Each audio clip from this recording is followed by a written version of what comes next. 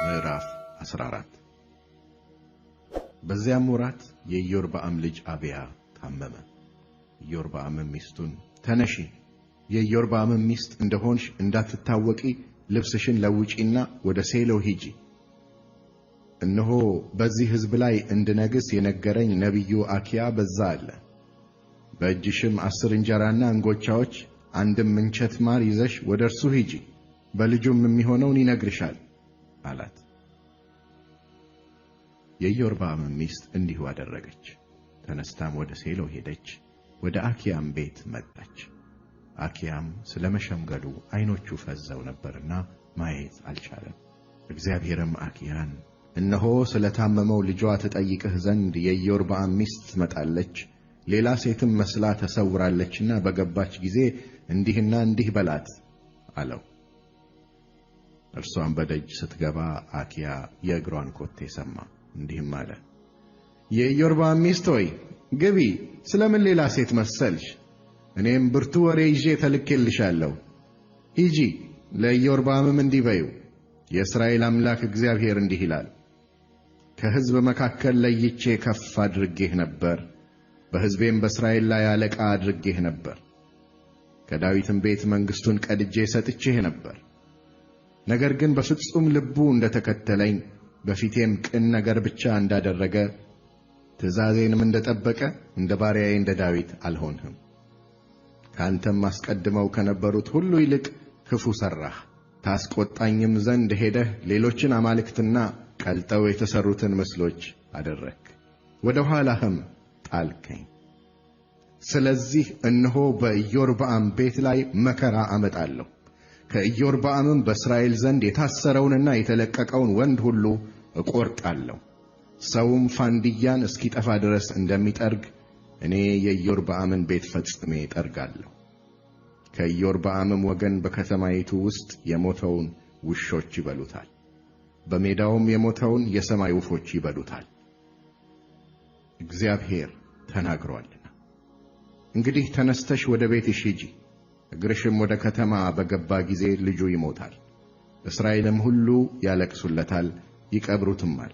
በእስራኤል አምላክ በእግዚአብሔር ዘንድ በኢዮርብዓም ቤት በዚህ ልጅ መልካም ነገር ተገኝቶበታልና ከኢዮርብዓም እርሱ ብቻ ይቀበራል። እግዚአብሔርም ደግሞ በእስራኤል ላይ ንጉሥ ያስነሳል፣ እርሱም በዚያ ዘመን የኢዮርብዓምን ቤት ያጠፋል። በዚያ ጊዜም ሸምበቆ በውሃ ውስጥ እንደሚንቀሳቀስ እግዚአብሔር እንዲሁ እስራኤልን ይመታል።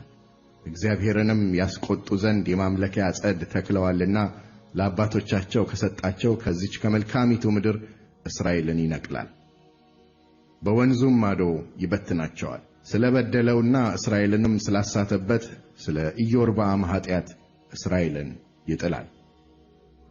የኢዮርብዓም ሚስት ተነስታ ሄደች፣ ወደ ቴርሳ መጣች። ወደ ቤቱም መድረክ በገባች ጊዜ ልጁ ሞተ። በባሪያውም በነቢዩ በአኪያ እንደ ተናገረው እንደ እግዚአብሔር ቃል እስራኤል ሁሉ ቀበሩት፣ አለቀሱለትም። የቀረውም የኢዮርብዓም ነገር እንዴት እንደተዋጋ እንዴትም እንደነገሠ እነሆ በእስራኤል ነገሥታት ታሪክ መጽሐፍ ተጽፏል። ኢዮርብዓምም የነገሠበት ዘመን 22 ዓመት ነበረ። ከአባቶቹም ጋር አንቀላፋ፣ ልጁም ናዳብ በፋንታው ነገሠ። የሰሎሞንም ልጅ ሮብዓም በይሁዳ ነገሠ። ሮብዓምም ንጉሥ በሆነ ጊዜ የ41 ዓመት ጎልማሳ ነበር።